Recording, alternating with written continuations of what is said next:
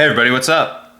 So as promised, I rented the Glock Gen 5 equipped with a Trijicon RMR. I've shot quite a few handguns in the past equipped with RMRs or other dots. I don't really like it, I have to be honest with you. I will say the Trijicon RMR, I believe it's a Gen 2 as well, but I believe the Trijicon RMR to be the best of the dots. I know the industry already tells everybody that, and a lot of other people that are more well-versed are going to tell you that, so I'm not really offering you anything different. But it's the clearest picture with the least color distortion with the clearest dot, in my opinion.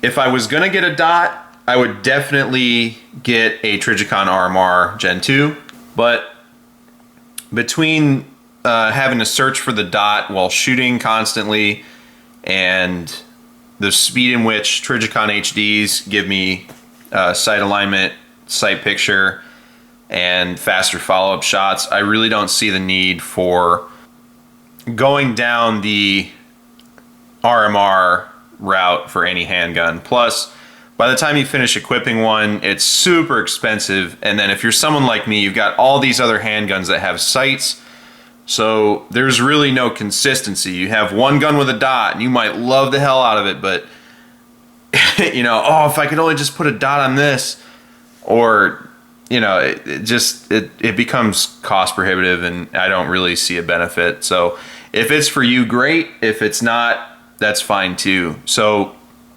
my suggestion for the two types of people that are looking at this video: one, if you're looking at getting a dot but you're not sure you need one, my strongest recommendation is just get really nice high-vis sights and train. For those of you that are past the point of no return and it's dot is life, I must dot my pistol always, I highly recommend you get a Trijicon RMR Gen 2. And if it's a Glock, I would recommend sending a non-MOS Glock in to get milled. And if it's not a Glock, you got to do that anyway for the most part. Glock does not have the best mounting system. I know there's a bunch of people on forums that have figured it out, but even they will tell you buy a standard Glock and get it milled. So my experience in this video, the reason I'm doing this and not my typical format is, one, I didn't bring my other camera, and two, I did a comparison shoot, and I wanted to go over the dot specifically because it's such a difference in fundamentals between shooting a pistol with sights and a pistol with a dot. A lot of people are going to tell you it's not, it's easier, blah, blah, blah. You don't know what you're talking about. It's just like putting a dot on a rifle, which is a complete lie. If you believe that, you're just as naive as the person telling you. A rifle has 3 points of contact on different planes, 4 if you count putting your head on the gun and creating a cheek weld. We'll err on 3 points of contact versus 4. It's definitely 4, but we'll say 3 just for sake of argument. And they're on different planes, so different pivot points, if you will, which allow for greater stability. You're not chasing the dot because during the cycle of operations, your dot is not physically relocating. A dot on a pistol is fundamentally different. And again, your points of contact are 1, 2. So you're on the same axis for your contact. So you'll see in the video a little bit. I know it's through the GoPro, so you don't get the exact feeling of what it is, but the presentation and getting your dot aligned on target is very difficult. I found myself doing something that Sage Dynamics in a written piece said over aiming.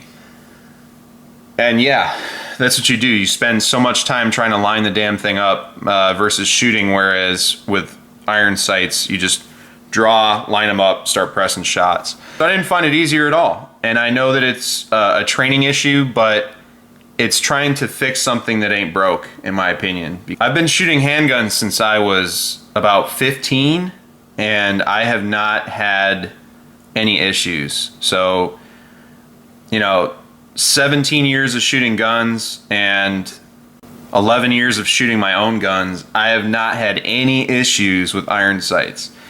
Trijicon HDs have been a revolution for me, and there's been times where I paint the front sight honestly, just using standard sights or just basic night sights, 3-dot night sights, I've had 0 issues.